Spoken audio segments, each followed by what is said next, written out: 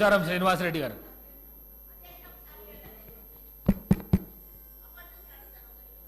అధ్యక్ష, గౌరవ రాష్ట్ర శాసనసభ వ్యవహారాల శాఖ మంత్రి గారు శ్రీధర్ బాబు గారు ఒక విషయం అన్నారు. అధ్యక్ష, అసత్యమైనటువంటి ఒక మాట వారు అన్నారు. బీజేపీ మాకు ఫ్రెండ్లీ పార్టీ అని. ఇది ఖండిస్తున్నాను. మా ఫ్రెండ్లీ పార్టీ ఎంఐఎం పార్టీ అన్న సంగతి తెలుసు, కానీ మాకు బీజేపీ ఫ్రెండ్లీ పార్టీ అని తెలియదు. దాన్ని ఖండిస్తున్నాం. దయచేసి ఆ రికార్డును తొలగించండి. రెండవది ఇవాళ ముఖ్యమంత్రి గారు కూడా హౌస్లో ఉన్నారు. సమాధానం కూడా వారు చెప్పబోతున్నారు. ఈరోజు సమాధానం వారిదే ఉంది. ఎప్పుడు కూడా మేము ఈర్ష్య పడతలేము. అధికారం వస్తుంది, పోతుంది.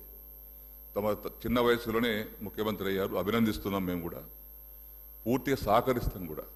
5 సంవత్సరాలు నిండుగా మీరు పరిపాలించాలని భగవంతుని వేడుకుంటాం. దాని సరిపడి సహకారం చిల్లలమ్మల రాజకీయాలు చేయకుండా, చిల్లలమ్మల రాజకీయాలతో కాకుండా సభా హుందతనాన్ని దేశానికి ఆదర్శవంతంగా ఉండే విధంగా తమరు కూడా చర్యలు తీసుకోండి. ఇక్కడ వారు మాట్లాడినా ఎవరు మాట్లాడినా కానీ ఇది చాలా విలువైన పవిత్రమైనటువంటి సభ. ఇది ముఖ్యమంత్రి గారు వారు అయ్యారు. మాకు ఈర్ష్య లేదు. అవుతుంటాం, పోతుంటాం. ఎవరికి అధికారం శాశ్వతం కాదు. ఇక్కడ ప్రజల ఇష్టం. వారిని ఎక్కడ కూర్చోబెట్టారు, మమ్మల్ని ఇక్కడ కూర్చోబెట్టారు. మేము ఒకటే కోరుకుంటున్నాం, ఏంటంటే ప్రతిపక్ష పార్టీగా తమరు ఇచ్చినటువంటి హామీలను నెరవేరుస్తామని చెప్పారు. జ్ఞాపకం చేస్తున్నాం వాటిని. అది చేస్తే మీకే మంచి పేరు వస్తుంది. అది అన్ని హామీలు ఫుల్ఫిల్ చేస్తే తప్పనిసరిగా హామీ నిలబెట్టుకున్నటువంటి ముఖ్యమంత్రిగా హామీ నిలబెట్టుకునే కాంగ్రెస్ పార్టీకి మీకు మంచి పేరు వస్తుందని జ్ఞాపకం చేస్తున్నాం తప్పితే దాని మీద ఏదో పగడ్బందీగా దాన్ని పట్టుకొని విమర్శించాలనేటటువంటి ఆలోచన మాకు లేదు. జస్ట్ మీకు జ్ఞాపకం చేయడానికి కోసం మాత్రమే 6 గ్యారంటీలు ఏది ఉన్నాయో అందులో 13 గ్యారంటీలు ఉన్నాయి. దాన్ని మీరు జ్ఞాపకం చేసి అమలు చేస్తే మీకు మంచి పేరు వద్ద చెప్పడానికి చేస్తున్నాం. అధ్యక్ష, అదేవిధంగా పొన్న ప్రభాకర్ గారు బస్సుల మీద చర్చ జరిగినప్పుడు వారు కన్సర్న్ మంత్రి కాబట్టి వారు అప్పుడు లేచి మాట్లాడవచ్చు. కానీ ప్రతి ఒక్కరు లేచి మాట ఎట్లా అధ్యక్ష? ఇది ప్రతి ఒక్కరు లేచి మాట్లాడుతున్నారు.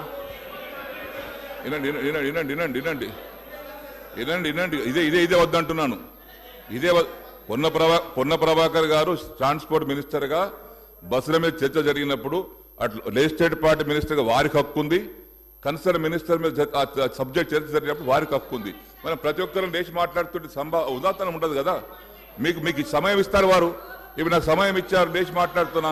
నేను అరగంట నుంచి చేతులు లేపుతున్నా. నేను లేవలే మళ్ళీ మధ్యన. వారు అనుమతిస్తేనే అనుమతిస్తే లేచి మాట్లాడుతున్నాను. దయచేసి మీకు చాలా మంది కొత్త వారు ఉన్నారు తమ్ముళ్ళు. మనం అందరం కలిసి పనిచేసుకుందాం. 5 ఏళ్ళు బ్రహ్మాండంగా రాష్ట్రాన్ని అభివృద్ధి చేస్తాం. పేదల సంక్షేమం కోసం పనిచేస్తాం. 100% మా సహకారం ఉంటుంది. మాకు ఈర్ష్య సంవత్సరంకి వస్తాం, 2 సార్లకి వస్తాం, 3 సార్లకి వస్తాం. మాకు అక్కడ ఆశలేం లేవు. ప్రజలు ఇష్టం. మీరు అక్కడ, మేము ఇక్కడ.